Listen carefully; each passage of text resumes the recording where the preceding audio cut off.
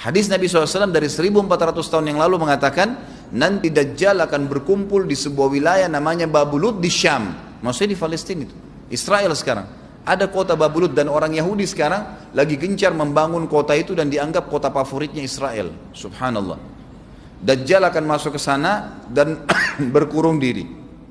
Dajjal pada saat jemaah sekalian adalah diambil dari kata-kata Dajjalah yang berarti kekacauan. Dajjal ini akan keluar nanti dari negeri Persia. Sebuah kota dalam hadis sahih dikatakan dari wilayah namanya Yahudiyah. Allahu alam apakah dia dari turunan Yahudi atau bukan, tapi yang jelas Dajjal nama orang dipastikan disebutkan namanya dan cirinya. Dan dia akan diikuti dari wilayah Yahudiyah tadi di wilayah Khurasan, kalau sekarang wilayah Iran, negeri Iran sekarang. Diikuti dengan 70.000 dari orang-orang Yahudi Khurasan. Dia akan keluar membuat kerusakan selama 40 hari.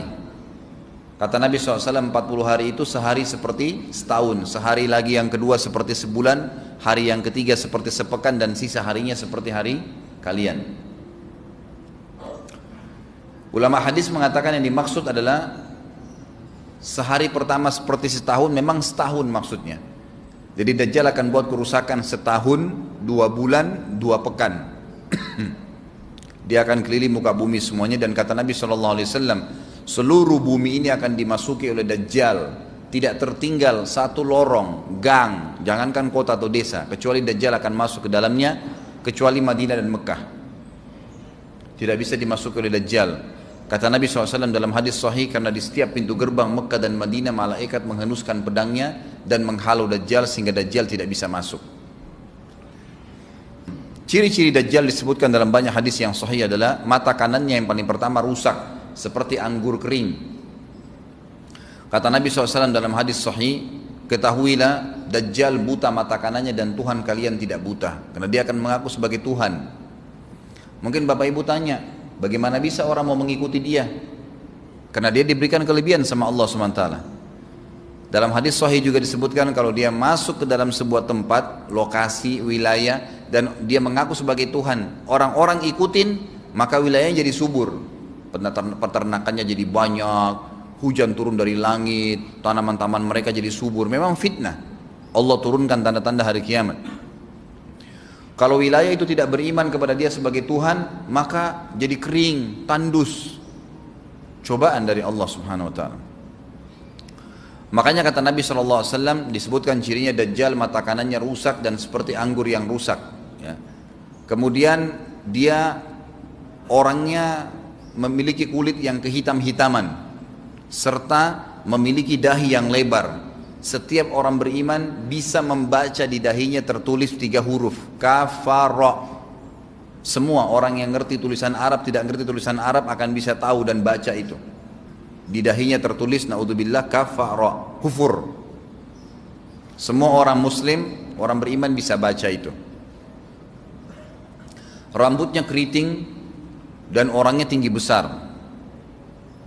Dia akan mengaku sebagai Tuhan, dan Dajjal akan diikuti kata Nabi SAW dengan bergunung-gunung makanan. Allahu alam maksudnya bergunung-gunung ini seperti apa, tapi Dajjal kemungkinan besar memiliki banyak sekali persiapan yang dia akan berikan kepada wilayah-wilayah yang beriman kepadanya. Kata Nabi SAW, kalau kalian dengar Dajjal keluar di satu lokasi, maka menghindarlah. Walaupun kalian harus lari ke gunung, tapi kalau seseorang di antara kalian bertemu dengannya, maka kokohkanlah, artinya kuatkanlah iman kalian walaupun kalian harus dibunuh. Dajjal ini memiliki di tangan kanannya api, kelihatan besar. Allahu alam di telapak tangan atau di sebelah kanan tubuhnya. Kemudian di sebelah kirinya itu memiliki air yang sejuk seperti sebuah lautan yang luas. Sebagian ulama hadis mengambil hadis ini dengan letter-letternya, artinya dia memang punya api yang sangat besar untuk menghukum orang-orang yang tidak beriman pada dia, dan dia memiliki sungai yang atau lautan yang luas, airnya sejuk dan dingin bagi orang yang ikut kepada dia. Kata Nabi SAW, kalau kalian dengarkan Dajjal, carilah tempat yang jauh dan jangan seseorang di antara kalian berkata, imanku kuat, aku akan menghadapinya. Karena bisa saja dia mengatakan itu, ternyata pada saat ketemu dia jadi pengikutnya. Tapi kalau kalian bertemu, kokohkanlah pendirian kalian dan yakinlah Dajjal, ya, di tangan kanannya ada api dan di tangan kirinya ada lautan. Kalau kalian tertangkap, maka pilihlah yang di tangan kanannya, yang api.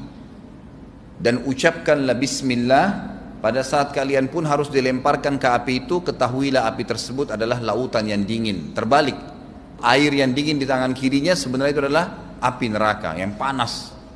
Maka kita diajar oleh Nabi SAW. Dajjal terus aja banyak pengikutnya, akan diekspos. Seperti kita tahu sekarang, luar biasa bagaimana media dalam sekejap saja sudah bisa tersebar di sana sini beritanya.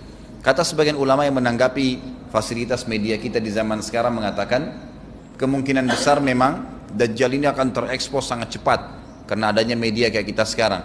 Cepatnya dia keliling muka bumi ini setahun, 2 bulan, 2 pekan sudah semua bumi ini dilingkari, didatangin karena memang sekarang fasilitas pesawat ada, transportasi mudah.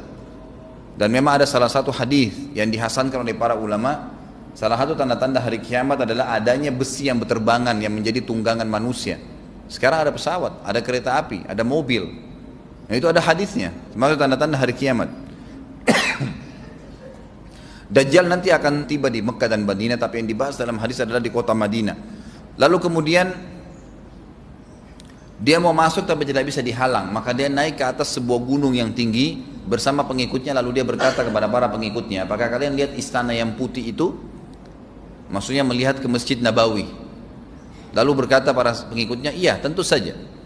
Lalu berkatalah, ya, Dajjal itu adalah istananya Muhammad. Tidak bisa dia masuk ke dalam. Dia hanya batas wilayah haram di luar kota Madinah. Maka kata Nabi SAW, Dajjal pun menepukkan telapak kakinya ke bumi di luar kota Madinah. Maka terjadilah gempa di kota Madinah, dan keluar dengan gempaan tersebut semua orang yang munafik. Karena orang kafir nggak ada di Madinah. Semua orang yang di dalam hatinya ada sifat kemunafikan keluar dan jadi pengikutnya Dajjal karena goncangan itu. Dan tertinggallah di kota Madinah orang yang hatinya bersih imannya kepada Allah Subhanahu wa ta'ala. Lalu kata Nabi SAW, akan keluar dari kota Madinah nanti saat satu orang anak muda dengan hikmah Allah, dia keluar dan orang ini bersih hatinya dengan keimanan. Maka Dajjal pun menangkapnya. Lalu dia ingin mendemokan kemampuannya di depan para pengikutnya. Lalu kemudian Dajjal pun mengatakan kepada anak muda tersebut, saya Tuhanmu. Anak muda itu mengatakan, kau adalah Dajjal yang telah disampaikan oleh Nabi kami Muhammad SAW. Maka dia pun mengambil gergaji, sebagian hadis lain menjelaskan alat yang tajam, lalu membelah dua anak itu. Dari kepalanya dibelah sampai ke kemaluannya, terbelah dua kiri kanan. Lalu Dajjal lewat di tengah-tengahnya, demo sambil ya dilihat oleh para pengikutnya dan mereka bersorak-sorak. Lalu Dajjal mengatakan, bersatulah, bersatu kembali jasadnya. Kata Dajjal dalam hadis ini, apakah kau sudah yakin saya Tuhanmu? Anak muda itu mengatakan, saya bertambah yakin kalau kau adalah Dajjal yang disampaikan oleh Nabi SAW.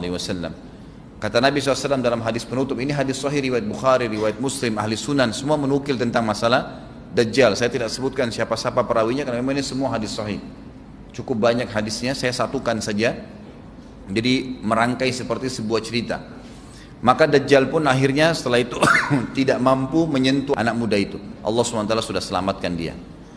Ringkas cerita, Mekah sama Madinah cuma dia laluin, kemudian dia menuju ke Palestina.